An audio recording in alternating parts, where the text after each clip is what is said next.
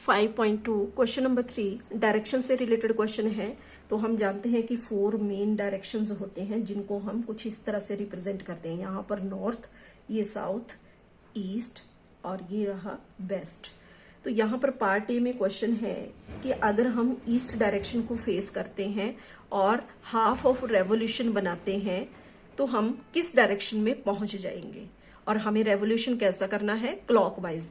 जैसा कि क्लॉक में हमारे आवर हैंड या मिनट हैंड मूव करते हैं। किस तरह से, देखो यहाँ पर होता है 12, अब 12 से वो 1 की तरफ आता है, फिर 2 की तरफ, फिर 3 की तरफ। तो इस फॉर्म में होता है क्लॉकवाइज। अगर इसका अपोजिट हो जाए, मान लो 12 से उसने 11 पे आया, 11 से 10 पे, तो उस डायरेक्शन को हम बोलेंगे एंटी क्लॉकवाइज। तो यहाँ पर हमें बताना है कि अगर मान लो हम ईस्ट डायरेक्शन को फेस कर रहे हैं और फेस करने पर हाफ ऑफ रेवोल्यूशन बना रहे हैं। अब रेवोल्यूशन क्या है, जो कंप्लीट एक पूरा चक्कर लगेगा, एक सर्कल बनेगा, उसका हाफ। ठीक है, तो अगर हम यहाँ पर इमेजिन करें तो ये देखो, ये है एक यहाँ पर सर्कल। अब सर्कल का हाफ कहाँ होगा, यहां से लेके यहां तक, ये वाला एक हाफ और ये दूसरा हाफ। तो यहां पर हमें ईस्ट डायरेक्शन को फेस करते हुए हाफ रेवोल्यूशन बनाना है, पूरे रेवोल्यूशन का हाफ करना है। तो ये रहा यहां पर ईस्ट, और इसका हाफ कब होगा, जब हम यहां से यहां तक मूव करेंगे, क्योंकि ये वाला हो जाएगा हाफ और दूसरा हाफ हो जाएगा ये। तो यहां पर हम पहुंच गए वेस्ट डायरेक्शन में। तो पार्ट ए के लिए आंसर हो गया, if we face east and make half of revolution clockwise then we will reach in west direction. ठीक है, तो पार्ट ए के लिए हो गया वेस्ट डायरेक्शन। अब आगे पार्ट बी में फिर से यहां पर डायरेक्शंस को रिप्रेजेंट कर लेंगे। तो इसमें ये हुआ नॉर्थ, साउथ, ईस्ट और ये हुआ वेस्ट।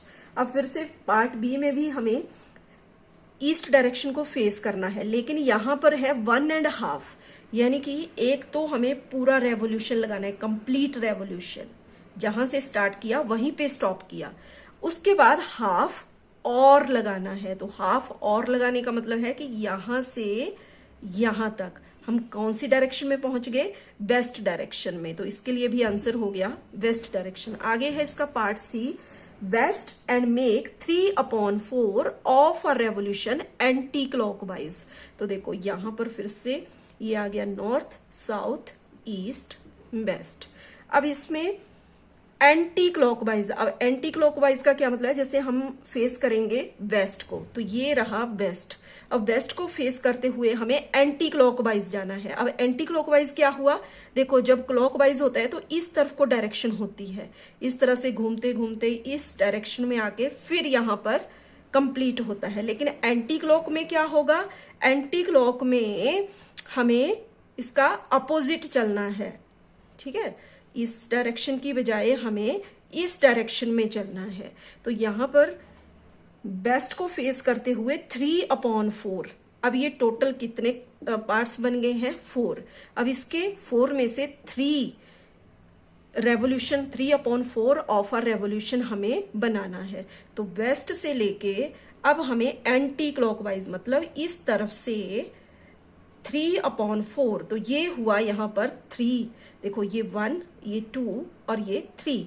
तो हम कौन सी डायरेक्शन में पहुंच गए, हम पहुंच गए नॉर्थ डायरेक्शन में। अब देखते हैं इसका part D.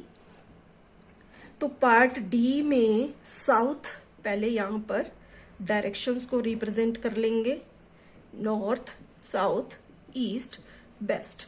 South and make 1 full revolution. South को फेस करते हुए हमें एक फुल रेवोल्यूशन बनाना है, 1 फुल रेवोल्यूशन। अब देखो यहां पर ना तो क्लॉकवाइज बोला है, ना ही एंटी क्लॉकवाइज बोला है। तो हम किसी भी एक साइड की तरफ 1 रेवोल्यूशन लगा देंगे साउथ को फेस करते हुए, यानी कि साउथ से हम स्टार्ट करेंगे।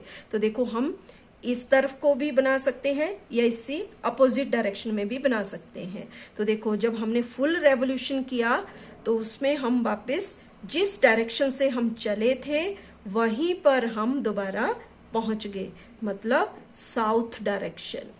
तो यही हो जाएगा इसके लिए आंसर।